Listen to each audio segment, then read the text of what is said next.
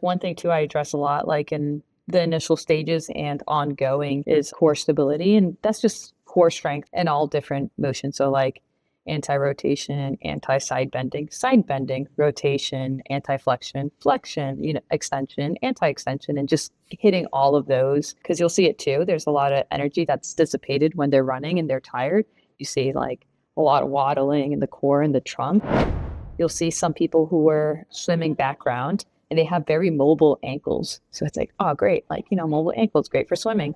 But then yeah, exactly. People with a running background, oh crap, like they have very stiff ankles, which is great. It's good for running, but poor for swimming. So then it's like, where's that balance? And you could pretty much tell right away if someone's coming from a strong background in one discipline, because they have those tendencies. You're like, okay, cool. We're going to undo that a little bit.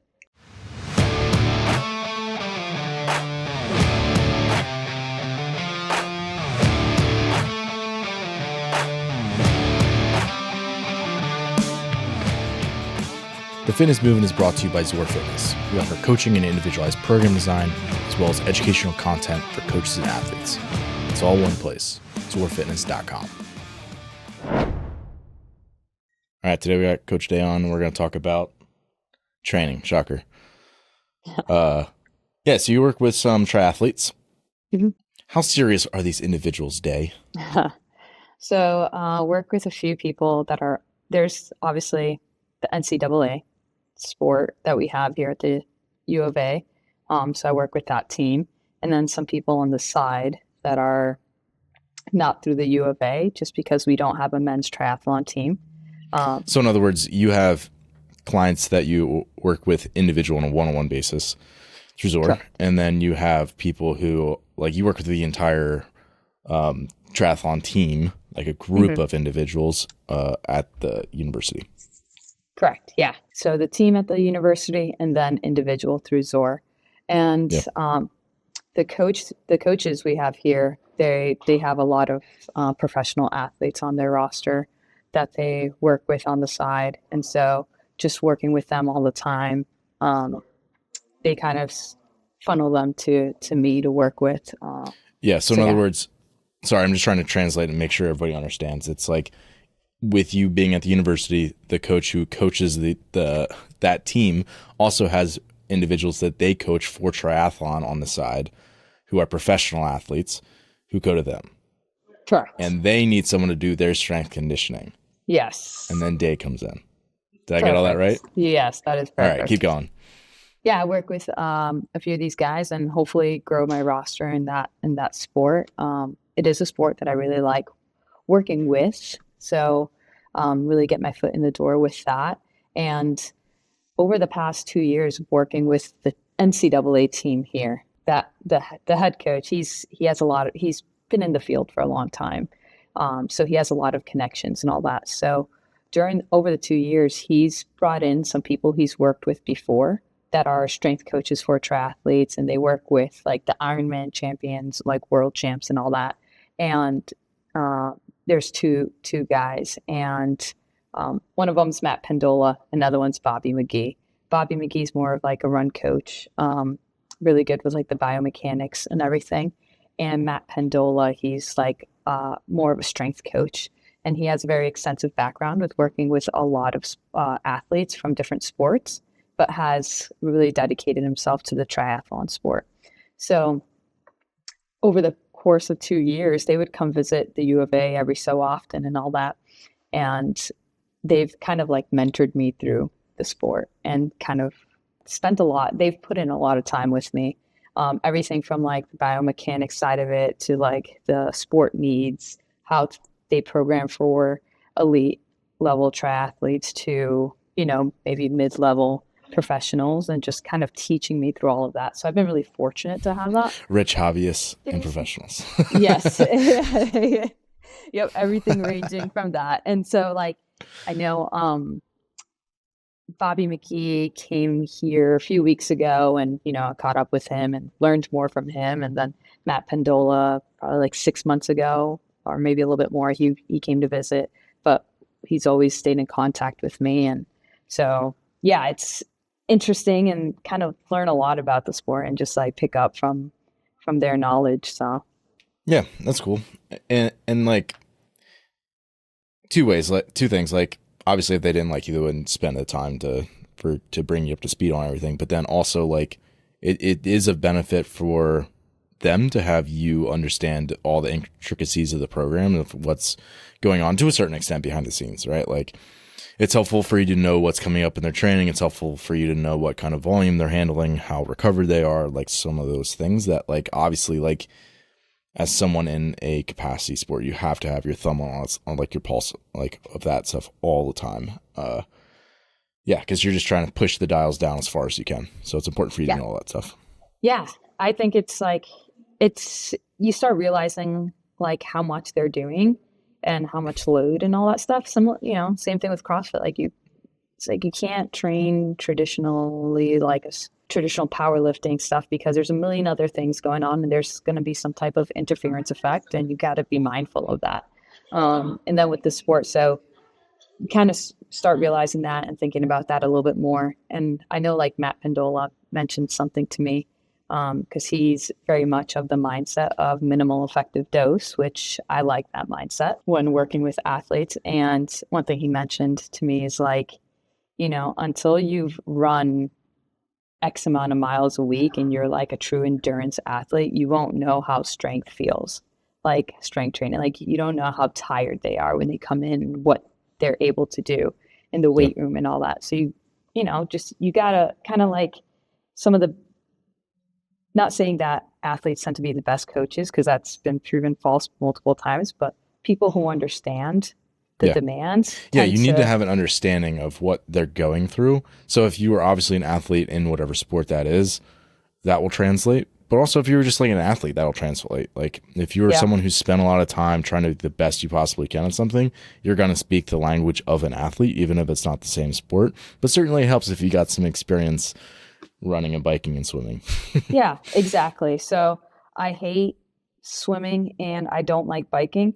So I decided that, hey, I'll start running. So that's why I've started running over the past year more, is to kind of understand it a little bit more because I really do like working with triathletes. So I was like, let me understand this a little bit more and kind of see how it feels. And it's kind of changed my mind a little bit on things. But yeah, I won't start swimming or biking. So I'll just keep it exclusive. Biking's great, Dave, because I love cycling because it's like running, but it doesn't hurt as bad. And you get to go a lot faster and a lot further. So you get to see more. It's like, you get to actually cover some ground.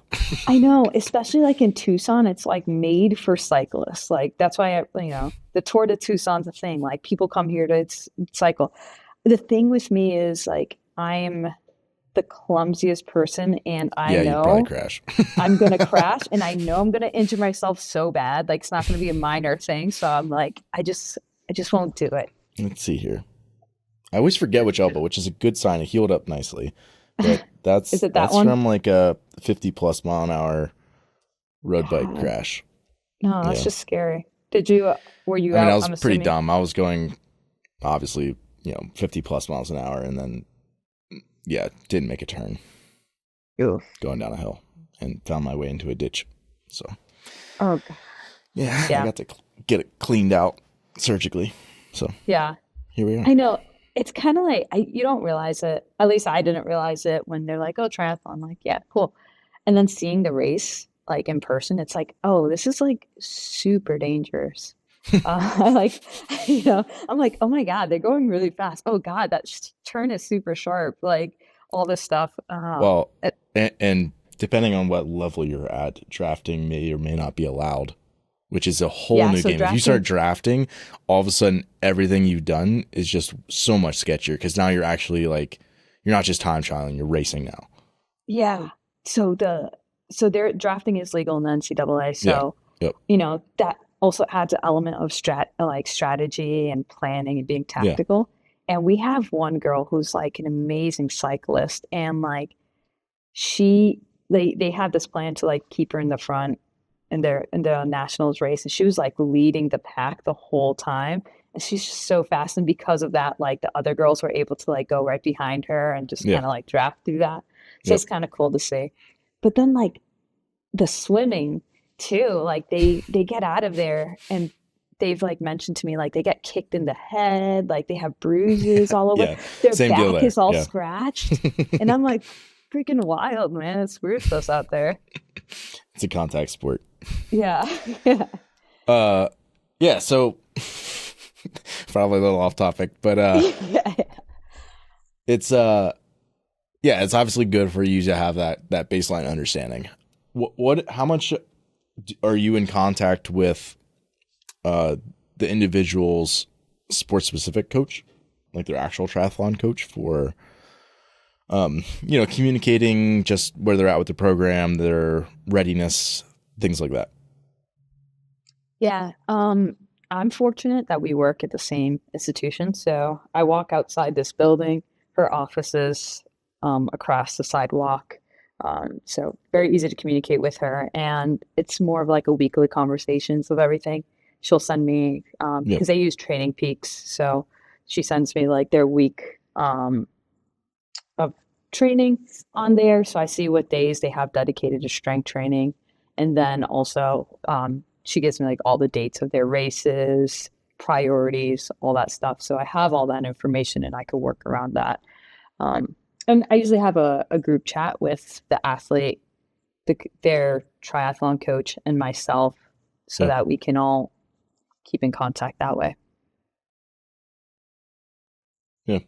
That's I'm sure not everyone operates that way. Like I'm sure, for example, I'm sure there's a lot of triathlon coaches who just do everything, right? And they write the joint health accessories, core work, all the odds and ends and everything, right? And it's more so like like the more hands that you can have in the pot, as long as you're communicating effectively, it's only helpful for the athlete, though, I feel like, where it's like you can have a different perspective on, and obviously like you're the expert in the strength conditioning to support the triathlete. Whereas the person who's their triathlon coach, it allows them to hone in on and focus more on just like what sport needs they actually have.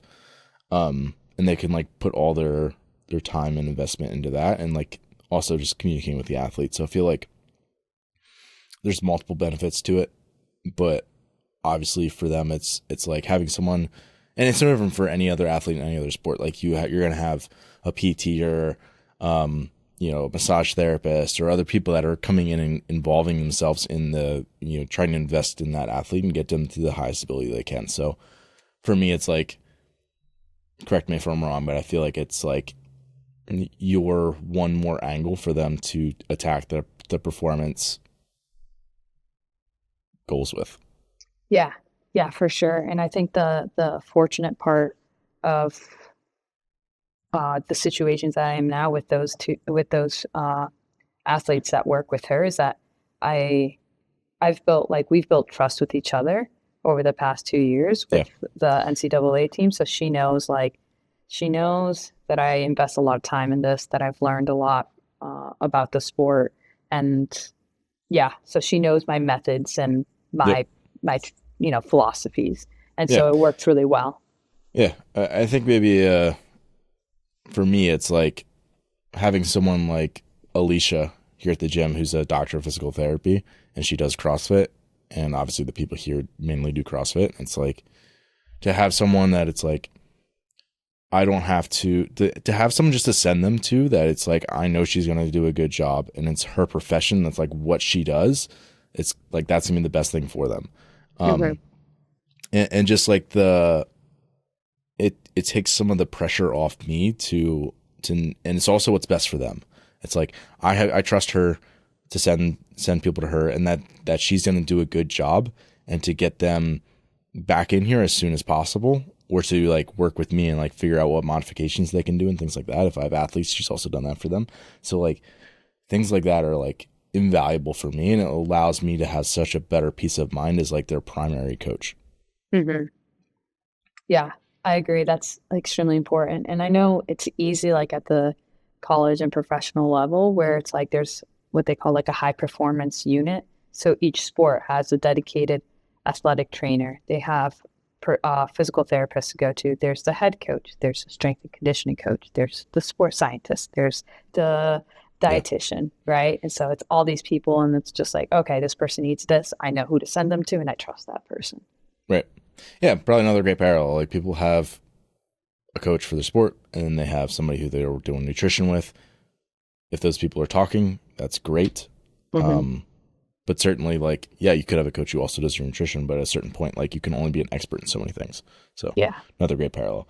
Um, Again, this is probably going to be a depends scenario, but maybe we could just kind of walk through a, a typical week of what maybe would be some of the key elements for a triathlete and their strength conditioning. Mm-hmm. So again, outside of what they're doing on swim, bike, run, what things are typically going outside of that?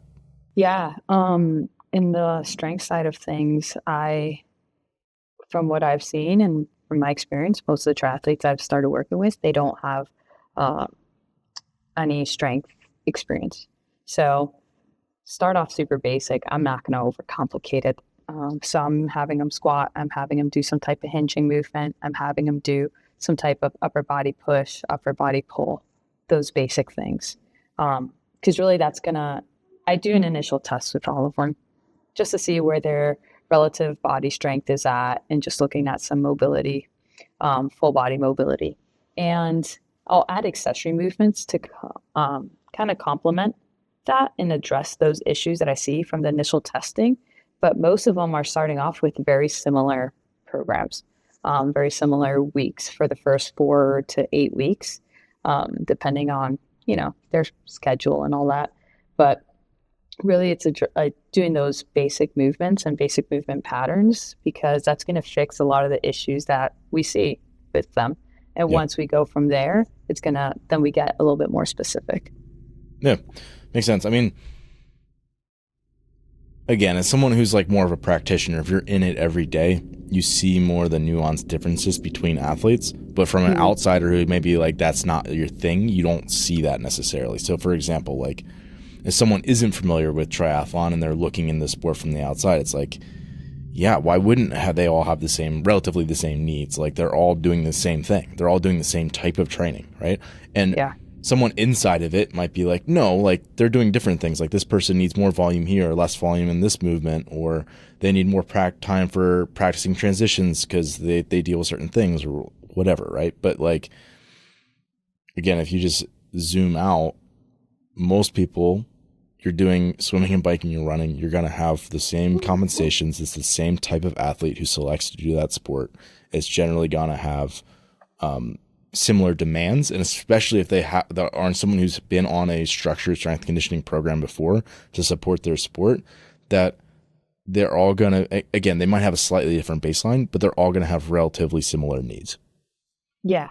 Yeah, for sure. And then you'll get some triathletes where they'll have a strong swimming background and then they transition to Right. triathlon, or Yep. strong running background and then transition to triathlon. And we see the opposite things, right? So those who have a strong swimming background, their upper body's more developed. So we're going to work a lot more for running demands and vice versa. Someone who Yeah. has a running background, oh, wow, their upper body's pretty underdeveloped. There's a lot of low-hanging fruit there. We're going to work more upper body demands. So it really depends what model you're working with. Mm. What are some of the big angles you try to attack on like just like, say in that introductory cycle? What are some of the things that you would commonly see with a triathlete that it's like, these are things that we either need to address or continue to develop, besides what you said, like basic movement patterns, building some fundamental strength of like hinge, squat, press, pull, outside of that stuff? Yeah, one thing that I look at is hip internal and external rotation and pelvic control. So that's one thing that I find another low-hanging fruit. So I address that a lot in the strength program, adding a lot of What do you accessory. typically see? It's I think it's one reason is like Q angles, for example. So like you'll see like the Q angle and like their knees like kind of inward, right? Or if you're doing like a typical seated like hip internal external rotation test, you'll see that their mobility is not there. So if you Just happen across to, the board, is there one gender that's more biased towards that? I would say this, I've seen it pretty evenly Yeah. split. Yeah. Yeah. And so like I'll do things that address that in the mobility sense and then in this, strengthening sense. I do think doing the basic movement patterns will help that Yeah. initially. Will address a lot of those issues, but then we also do a lot of things too to work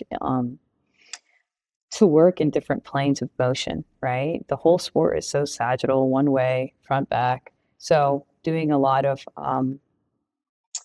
lateral work on that to just get them and moving in those planes kind of that I think is one of the biggest things I'll do. So you'll see a lot of lateral stuff from me. Hmm. Um, I've gone to a few bike fits for Okay. the Cool. NCAA team, Yeah. and Oh it's man, I'd love crazy. to sit on one of those. Yeah, it's crazy. Like they'll review like one athlete, and it takes like 3 hours. Yeah. Like Yep. the in depth, like they're so in depth, and like half the stuff's going over my head. I recorded one of them so I could take notes after and all this stuff, and I have notes like for all the athletes there. Yeah. It's like its own profession. Who what? Yeah, so it's super cool stuff, and you learn a lot from that too. And like, but one of the things I saw a lot during the test is like almost across the board, and this is with all female college athletes, is yeah, it has to do with the hips. And one of their prescriptions is, hey, you're going to need to add in a lot more lateral work because you see either some type of imbalance or mobility issue. So like it was across the board, like And all. that's happening where like in their pedal stroke, like you're seeing a deviation basically in like, valgus or something along those lines. Yeah, exactly. Their knees are trailing, and one of them is way stronger. Like one side's way stronger than the other. Mm. You see a hip drop when they're standing. Yeah. So you'll see all that stuff, and you'll see it too, like with the Q angles of when they're standing. You kind of see that knee drop in. So um, yeah, it's interesting, and it's crazy how common it is. And then once you see it in a few athletes, you start noting it a lot, right? You're like, oh, okay, that's there. I see it on this person. And you see it when they're running too, like Yep. their leg as they're running, like it's going inward as they're kicking Yeah. back. And yeah. Yeah. One thing too I address a lot, like in the initial stages and ongoing, is core stability. And that's just core strength, right? And all different motions. So like anti-rotation, side bending, rotation, anti-flexion, flexion, extension, anti-extension, and just hitting all of those. So like they're hitting all that because you'll see it too. There's a lot of energy that's dissipated when they're running and they're tired. You see like a lot of waddling in the core and the trunk, so a little bit more trunk stability. And there's a lot of core that they can work out that will help with that. So right Yeah. now I'm going through like this rotational phase with the college team, and we're doing just a lot of rotation right now. But I go through phases of what type of core. Hmm. You mentioned the internal external rotation of the hips. Mm-hmm. Is there like a common like tendency of like the pelvis at all? Like anterior pelvic tilt, for example? Yeah. There is, and there's like, I know swimmers, what I've noticed is there's more of interior pelvic tilt. And so those who come from a swimming background tend to have that. And that's just something I've noticed, at least with the teams here, with the athletes that roll in here. So you'll see a lot of squatting with like in this position, hyperextended, right? Yeah. And so I do see that a lot. Posterior pelvic tilt, I don't see as much. Yeah. Yeah. Yeah. Um, Man, the thing with the biking is that like you spend so much time on the bike, and Mm-hmm. it's not like you're not in a neutral position. Like if you're running, you get through, flexion and extension. So it's like your hips are moving through a really big range of motion. So it has the tendency, even though it like beats you up more when you're running because you're pounding the ground, it has the tendency to maybe have less mobility restrictions than if you just sit on a bike for so long. Like, Mm-hmm.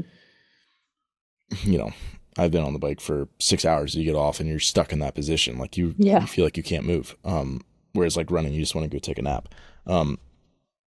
So like I would imagine there's also probably some maybe just issues with being kind of stuck in flexion as a whole because people spend so much time on a bike? Maybe I'm wrong. Yeah. So one thing Matt Condola always talks about is that each discipline interferes with each other. And one is like the requirements you need, like for swimming, are so different than biking, and they're very different than running. So, like, one thing is you're on the bike and you need to be in a certain position, and then immediately you kind of have to switch your body, like you were saying, like you're Yeah. stuck in this position, but now you have to switch your body to have your hips extended to run. And yeah, and it's interesting. And so that's where things get kind of tricky because, like, you'll see some people who were, again, swimming background and they have very mobile ankles. So it's like, oh, great. Like, mobile ankles, great for swimming. But Not then great for people with, running. yeah, exactly. People with a running background, oh, crap. Like, they have very stiff ankles, which is great. It's good for running, but poor for swimming. So then it's Yes. like, Yeah. where's that balance? And like, it's interesting. Yeah. And you see, you could pretty much tell right away if someone's coming from a strong background in one discipline because they have those tendencies. You're like, okay, cool. We got to undo that a little bit. Yeah. Yeah. But that's as you doing all the strength conditioning. It's like you've seen the people come from those backgrounds, and typically this is what you're gonna need, and you can kind of go into a different direction of like some of the correctional type exercises that you give them. Yeah. Yeah. So I think that's where once I go through like an initial phase of like, hey, you're doing these general movements, let's just generally get stronger. It's going to address a lot of things. We start getting very specific based on, backgrounds and what restrictions they have and what standards they need to meet to be on to help their performance in the sport and be on the upper end. Yeah. I'm sure that also changes based on time of year. So, for example, athletes coming off, let's just use a collegiate athlete. They're coming off their competitive season. They're probably going to get some time at least, I don't want to say away from the sport, but potentially entirely away, or at least, their training looking significantly different than it did before in terms of total volume and intensity. So that obviously will give them more resources towards something like strength conditioning and closing some of those gaps. So Yeah. maybe take us through like what potential kind of curve throughout a competitive season might there be? Maybe start with like off season, and then as you're working towards the season, how might that change? Yeah. So, do you want me to talk about like in the college sense? Yeah, sure, go for it. With We're the whatever you think. Okay. So, um, we'll stick with like the college look of it. Let's just use that because I think that could then people could translate that to their competitive season, or if Yeah. they have like a certain event that's really important to them or something like that that will anchor them. Whereas like most people can conceptualize like a sports season, so it's an easy way to think about someone's competitive year. Yeah. So, in the summer, athletes are training on their own. Most of them are not on campus, they're back home. Luckily with triathlon, they're very good at working on their own. So Yeah. it's not a team, it's a team sport, but it's not It's not like a, strength conditioning for the, yeah, I'm not going to pick football, on any soccer. teams, but Yeah. yeah, Yeah. You other know, teams are not as good as triathletes and just being lonely and doing the thing. yeah, exactly. So they're really good at working on their own. So like I program everything for them and most of them adhere to it pretty consistently. So it's nice. During that time, we're putting in volume in the weight room. We're building general strength because right when they come back to school and the season starts, they have their first race within like 2 weeks. Oh wow. So yeah, so it's like they come back and I'm like, all right, like luckily you guys have been pretty adhere to the plan for pretty consistently throughout the summer. We're actually gonna like taper a bit and go right into the race. So it's like I Yeah. don't have much time to work with them and it's mostly like a taper. How often And do they compete? Do you know um how many times they compete in it the was season? like 4 to 5 races Okay. in the fall, yeah. And Yeah. then the spring, it's not NCAA, but they'll do races for a lot of them are pro triathletes. Yeah. So they'll be doing, or they represent their country or something like that. So they're doing like these nationals and world championships and all these things. So in summer too, they're competing. Um, So summer I use it, I call like base building. Like we're gonna put some volume in. We're doing a lot of base building, general movements. And at this point I knew a lot of the athletes and where they were at since I've been working with them for a bit. So I was able to program everything based on their needs. Yeah. And likely base building in this context is, correct me if I'm wrong, but it might be like the most intensive time from a strength conditioning perspective. Yeah. Yep. So it is like the highest volume of strength and conditioning and all that. So, because I know in season, I'm going to have to throttle it back, especially since they'll have races here and there. And, there's a lot of intensity here as well in their own, sport practice. So it's like, okay, every lift I try to do like one higher load, more intense lower body, more intense upper body, and then like accessory. I keep the lifts like it should, like if we were efficient with time in the fall or anytime I'm working with them, it should take like 30 minutes, but they're a very talkative group. And I also like fall into like conversations.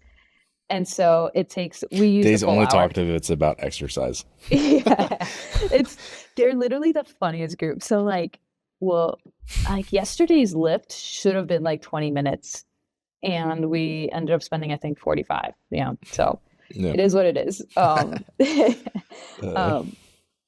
So, it's basically one heavy lower, one heavy upper, accessory. Essentially, that's how I'm looking at it. And we do that 3 times a week, even in season. And throughout in season, like I'm talking with them a lot. I sometimes go to their practices or see them around. So I get a feel when they feel tired and stuff. And I also communicate a lot with the athletic trainer. So we're in contact with the athletes a lot. So it's like I get to see like when they feel pretty run down. It's like, okay, that third day was supposed to be this lift.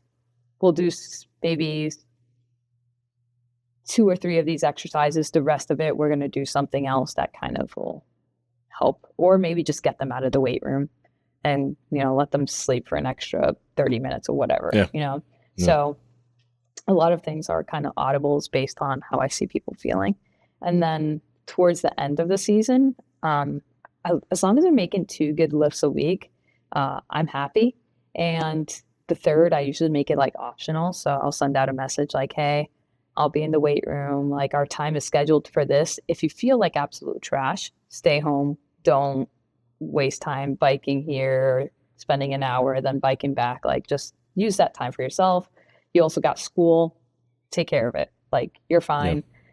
So that's usually how I, program that season, in season time. They go home. They're supposed to recover. They end up doing more than they should probably because like they'll go on like a 5-6 hour hike and then they'll be like, oh, there's no plan for today. So I'm going to go for a 10-mile run. Like, so I do program for them, like even during that off time. And a lot of the lifts are optional. And they do most of it. So that's pretty nice. They adhere pretty well. And that is kind of like I call it like a reconstitution phase. Like, okay, you just had a lot of competitions coming up. You've been working a ton. Let's kind of build back into kind of like that summer phase where we're adding some more volume because this is the time to do it. Reconstitution. I like that. Yeah. I've said like base building before. I didn't like it. I was like, I don't know what to call this. But yeah, I mean, if you've been competing a while, you've probably had to pull back on some of the foundational things that are necessary to support your high level performance. And if you neglect that for too long, you're going to pay the price eventually in some way. So it's like you have to reintroduce that at some point, even if like you can only afford to do this over a couple weeks during this time of year because it's back into competition mode. It's like, make sure you take the time to set yourself up well with a good foundation that's going to support your performance as you head into the spring. Yeah, exactly. Right. So we're doing a lot of those things. And this is where we're doing a lot of those small exercises as well to address the things that we're seeing, whether it's like, shoulder mobility, all this stuff, thoracic rotation, core, blah, blah, blah. And then they come back, let's say they have that little off season. That's also winter break. They come back in the spring. And naturally in the spring, they have some races and it's mostly individual race. All of them are individual races. It's not like as a team. And naturally, I want to be like, oh, this is kind of like off season. So I'm going to go pretty hard. But they're going so hard now and it's like very volume heavy right now. And they're triathlon specific training. Like they're running a lot. They're biking, swimming a ton. So I actually kind of throttle it back in terms of like how heavy they're going and the intensity and load, and focus more on, again, just like working in different, I'm right now, like my focus is working in different planes, core strengths. And right now I have like a focus on like ankle stiffness and all that. So like ankles and calves and all that. So those are like my focuses right now. And like the strength sessions are not super exhausting. They're not super intensive, but we're addressing everything we need to address. And I know they're tired. So it's kind of like I have to balance that and kind of keep my eye out on that load management. Yeah. Yeah. It's just so easy as a strength and conditioning coach to fall in the trap of like giving them more or whatever. Wanting to progress things in a linear manner like people are trained to do. When it's like, you're just there to make sure that the wheels don't come off. Yeah. Because they're pushing it hard other places. Yeah. So, yeah. And my boss, like he's been a strength and conditioning coach forever and all that. And that's like one thing he always says. He's like, sometimes you just got to get out of the way. Like there's a million things you're going to want to do as a strength coach. Like load them up, do this. Oh, I took a course on this and now I want to try this training methodology. And it's like, just get out of the way, man. Like, there are going to be sometimes you have this perfect plan and you just got to scrap it.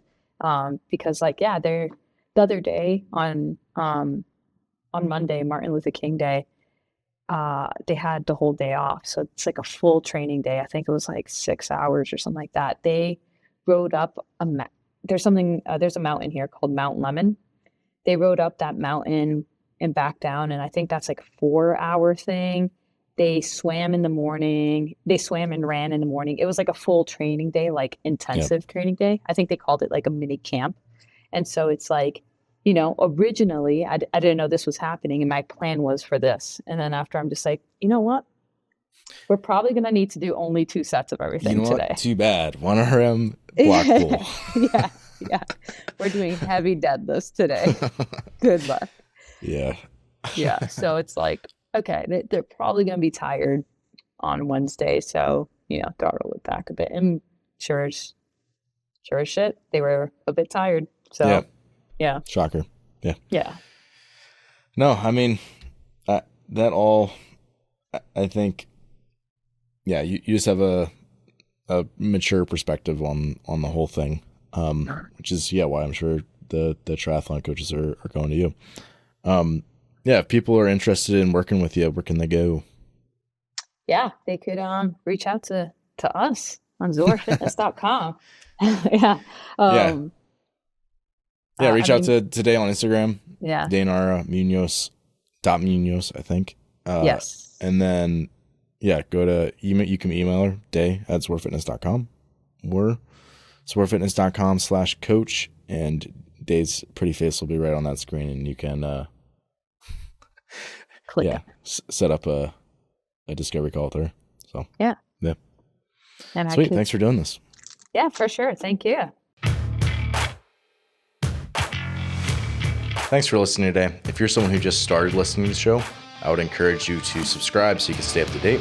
If you're someone who's been listening for a while, I would encourage you to rate and review the show. And lastly, the best thing that you can do to support our work is also the best thing that you can do for your performance. And that is by hiring one of our coaches. Until next time, stay the course.